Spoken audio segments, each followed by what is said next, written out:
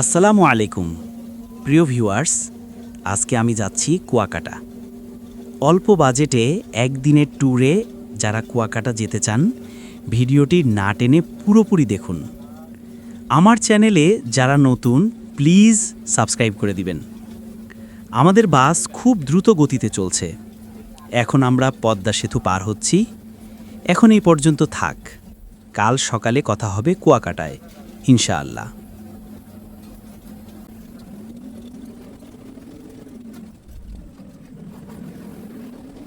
বাস থেকে নেমেই অটো নিয়ে আমরা হোটেলের দিকে যাচ্ছি। ৫০০ টাকা দিয়ে রাত ৮টা পর্যন্ত ভাড়া নেই। সকালের নাস্তা সেরে সোজা আমরা চলে যাই সমুদ্রে নামতে। হোটেল রুমে সবকিছু রেখে সবাই আমরা সমুদ্রে নামার জন্য যাচ্ছি। সমুদ্রের কাছে আসলেই মনটা কেমন ভালো হয়ে যায়। আমি এর আগেও কুয়াকাটা এসেছি, কিন্তু সমুদ্রের এত বড় ঢেউ এখানে দেখিনি।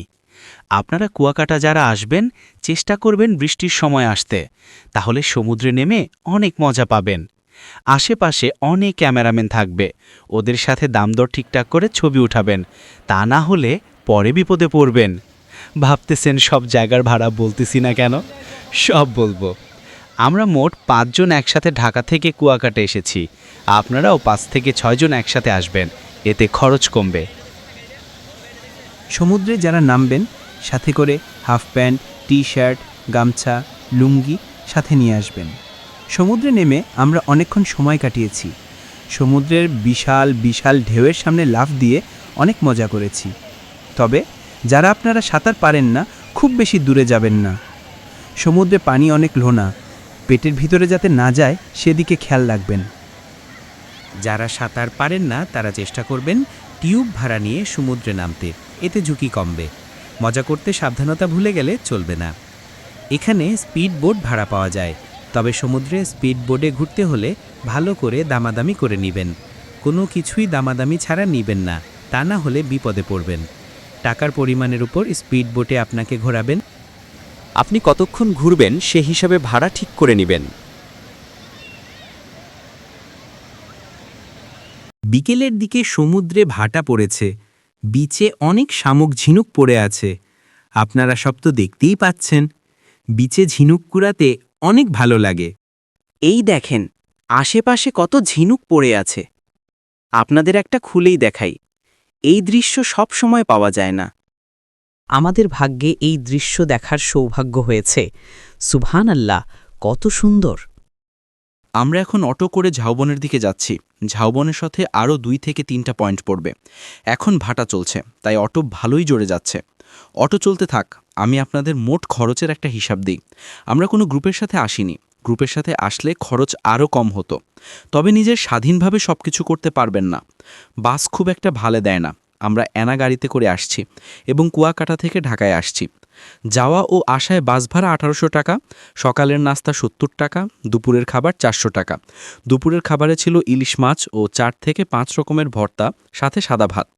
অটো ভাড়া বেদেপল্লী ছাড়া সব পয়েন্ট ৩০০ টাকা জনপ্রতি। সব কিছু মিলে মোট খরচ জনপ্রতি ৩,২৭৫ টাকা করে পড়ছে। এই হচ্ছে জনপ্রতি মোট খরচের হিসাব। আমরা মোট ৫ জন আসছি একসাথে। গ্রুপের সাথে আসলে খরচ অর্ধেকের থেকেও কম লাগত। আমরা ঝাউবনে নেমে কিছুক্ষণ ঘোরাঘুরি করছি।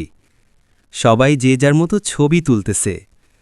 তবে ঝাউবনের ছবি খুব সুন্দর হয়, ব্যাকগ্রাউন্ডে পুরা সবুজ থাকে। আপনারা এখানে আসলে অবশ্যই ছবি উঠাবেন। এখানে যে যার মতো ছবি তুলতেছে। লাল কাঁকড়ার জায়গাটাও অনেক সুন্দর, তবে আমরা লাল কাঁকড়া দেখতে পাইনি। আশেপাশে সময় কাটানোর অনেক কিছু পাবেন। আপনি কতক্ষণ কোথায় সময় দিবেন সেটা আপনার ব্যাপার। বিকেলের সমুদ্রের গর্জন শুনতে পাচ্ছেন। আহা, কি সুন্দর ঢেউ আর শব্দ। আমরা অটোতে করে এখন সামনের দিকে যাব। সবাই মিলে আমরা বাঁধের ওপর হাঁটছি আর সমুদ্রের বিশালতা উপভোগ করছি। সমুদ্রের কাছে বারবার আসতে মন চায়। আমার সমুদ্র সব থেকে বেশি ভালো লাগে, তবে এক একজনের পছন্দ এক এক রকম। আমরা এখন অটোতে করে ৩ নদীর মোহনার দিকে যাচ্ছি। বাঁধের উপর রাস্তার কাজ চলছে, এখনও পুরোপুরি শেষ হয় নাই। রাস্তার কাজ পুরো শেষ হলে অনেক সুন্দর লাগবে। অটো চলছে আর আমরা সমুদ্রের মনোরম পরিবেশ উপভোগ করছি। এখানে না আসলে এই আনন্দ বুঝতে পারবেন না। সমুদ্রের বাতাস দেহ ও মনকে একদম ভালো করে দিচ্ছে। সময় পেলেই আমি ঘোরাঘুরি করি। আপনারাও করবেন, দেখবেন ভালো লাগবে। আমরা এখন 3 নদীর মোহনার কাছে আসছি।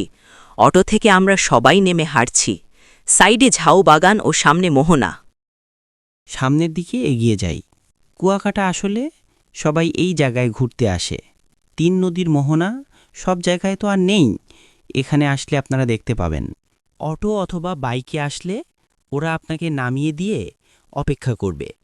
আপনাকে হেঁটে মোহনার দিকে যেতে হবে, তবে হাঁটতে ভালোই লাগতেছে। এখানে পরিবেশটা আমার কাছে খুব ভালো লাগছে। সাগরের সাথে নদীর মোহনা অসাধারণ। এই দৃশ্য দেখতে হলে কুয়াকাটায় আসতে হবে। ওই যে দূরে দেখতেছেন, ওইটা হচ্ছে সুন্দরবন। একটু জুম করে দেখাই। এখানে আসলে সুন্দরবনের একটা অংশ দেখা হয়ে যাবে। মোটামুটি ভালোভাবেই দেখা যায় সুন্দরবনের অংশটা। তাহলে বুঝলেন তো সবাই কেন আসে এই জায়গায়। এখানে আসলে একসাথে কয়েকটা দৃশ্য দেখতে পাবেন। সাগরের সাথে নদীর মোহনা ও সুন্দরবনের একটা অংশ, দুইটাই বেশ আকর্ষণ করে সবাইকে।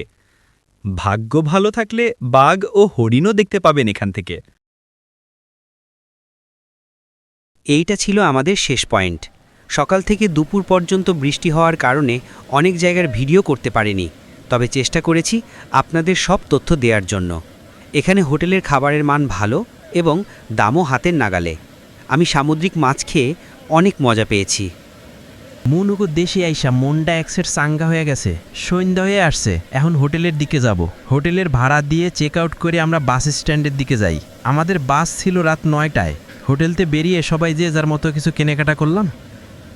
ভিডিওটি ভালো লাগলে প্লিজ সাবস্ক্রাইব করে দিবেন ও লাইক করে পাশে থাকা বেল বাটনে ক্লিক করুন, যেন নতুন কোনো ভিডিও আসলে সবার আগে তুমি নোটিফিকেশন পাও। সবাই তাড়াতাড়ি লাইক ও সাবস্ক্রাইব করবেন।